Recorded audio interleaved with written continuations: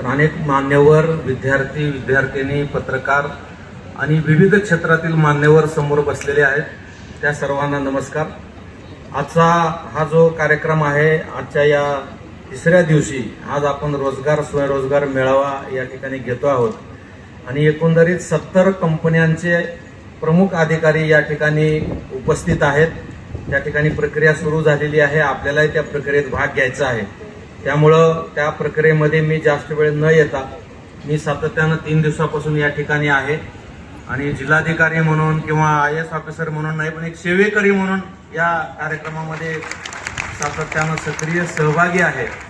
आणि फक्त या युवकांचा संवाद किंवा युवकांशी चर्चा करणं हे अत्यंत आवश्यक असल्यामुळं आणि हा जो संस्कार एक्सपो या ठिकाणी सादर होतोय 3 दिवसापासून, यामध्ये गुरुमाऊलींचं जे ध्येय धोरणं होते की संस्कार आणि संस्कृतीपासून नवीन पिढी दूर चाललेली आहे.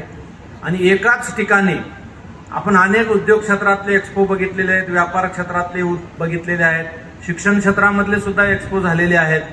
परंतु एकाच ठिकाणी शिक्षण, आरोग्य, उद्योग, संस्कार, संस्कृती या सगळ्या गोष्टीचं मार्गदर्शन होणारा हा एक्सपो, उद्घाटनाच्या वेळेस काही मान्यवरांनी मत व्यक्त केले, हा जगातला पहिला एक्सपो असू शकतो अशा पद्धतीचा असा हा एक्सपो आदरणीय परमपूज्य गुरुमाऊलींच्या मार्गदर्शनाखाली आणि त्यांच्या नेतृत्वात या ठिकाणी संपन्न होतो आहे.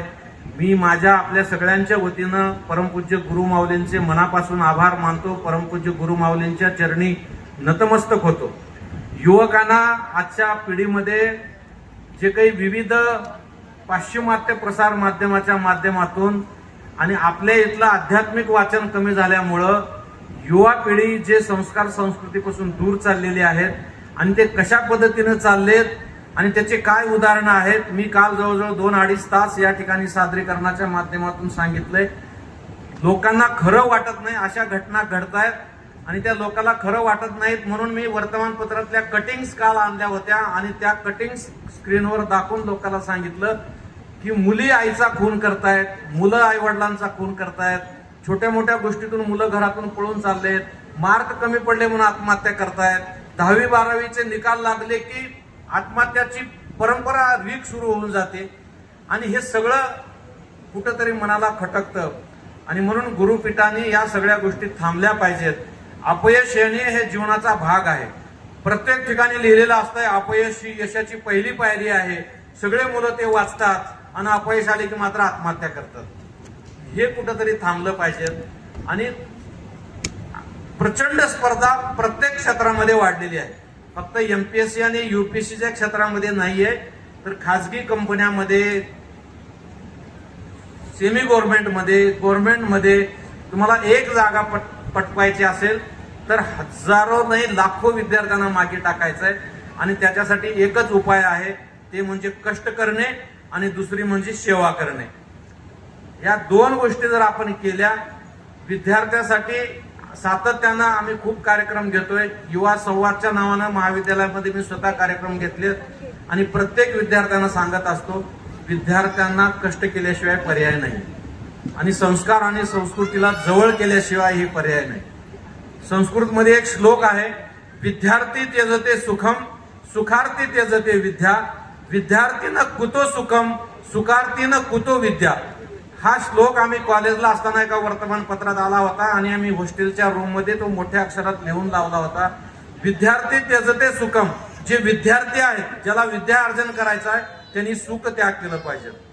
सुखार्थी त्यजते विद्या, ज्याला सुख करायचं आहे, झोपा काढायचा आहे, खोटं बोलायचं आहे, हुंदळत फिरायचं आहे, मग त्यांनी विद्या त्याग केला पाहिजे. विद्यार्थीनं कुतो सुखम, कुतो म्हणजे कुठून मिळणार, जे खरंच विद्यार्थी आहे, ज्याला विद्या अर्जन करायचा आहे, अभ्यास करायचा आहे, स्वतःच्या आई वडिलाचं, स्वतःच्या गावाचं, घराचं नाव मोठं करायचं आहे, त्याला सुख कुठून मिळणार. आणि सुखार्थीनं कुतो विद्या, ज्याला फक्त झोपा काढायचा आहे त्याला विद्या कुठून मिळणार.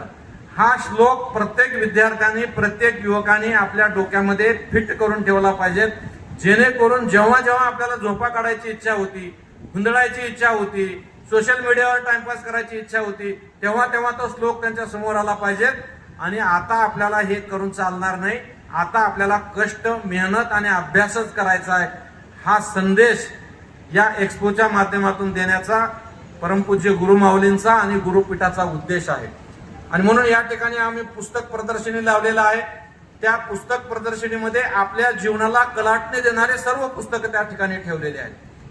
आता सरांनी सांगितल्याप्रमाणे अध्यात्मापासून युवा पिढी दूर चालली आणि आपल्या जिल्ह्यातले संत माहित नाहीत, आपल्या जिल्ह्यातले नाथ आपल्याला माहित नाहीत, आपल्या जिल्ह्यातल्या नाथाने लिहिलेलं संत साहित्य आपल्याला माहित नाही, तर मग इतर राज्यातल्या आणि इतर परिसरातल्या संतांचं साहित्य आपल्याला काय माहित असणार। घरची पूजा अर्चा बंद होत चाललेली आहे। नवीन पिढीतले विद्यार्थी मंदिरात सुद्धा जात नाहीत, मंदिराच्या बाहेरूनच असा नमस्कार करतायत, तर कसं देव पावणार आहे आणि कसं त्यांना आशीर्वाद मिळणार आहे।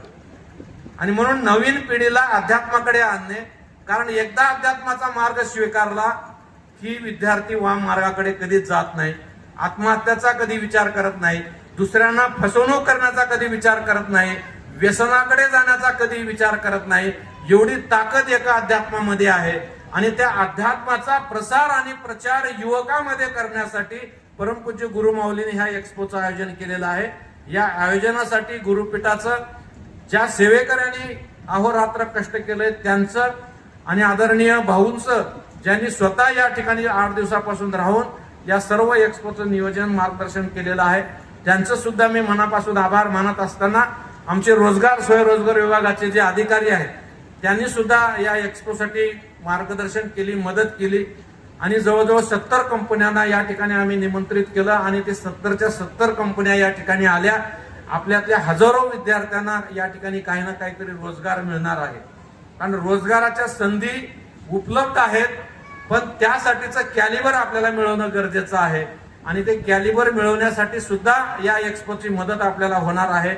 आपण आपल्या मार्फत सर्व परिवारांना, सर्व मित्रमैत्रिणींना संदेश द्या की उद्या संध्याकाळपर्यंत या एक्स्पोला भेट द्या, प्रत्येक डोम मध्ये जाऊन त्या ठिकाणचं मार्गदर्शन घ्या आणि उद्या परमपूज्य गुरुमाऊलींचं या ठिकाणी आशीर्वचन होणार आहे, हितगुज होणार आहे, त्या सुद्धा कार्यक्रमाला या आणि गुरुच्या दृष्टिक्षेपामध्ये आपण आलं पाहिजेत, कारण गुरुच्या आशीर्वादासारखी प्रचंड ताकद इतर कुठल्याही गोष्टीमध्ये नाहीये आणि प्रत्यक्ष गुरुमाऊली या ठिकाणी येणार आहेत, त्याचा सुद्धा लाभ घेण्याचा प्रसार आणि प्रचार आपण करा अशी विनंती आपणाला करतो।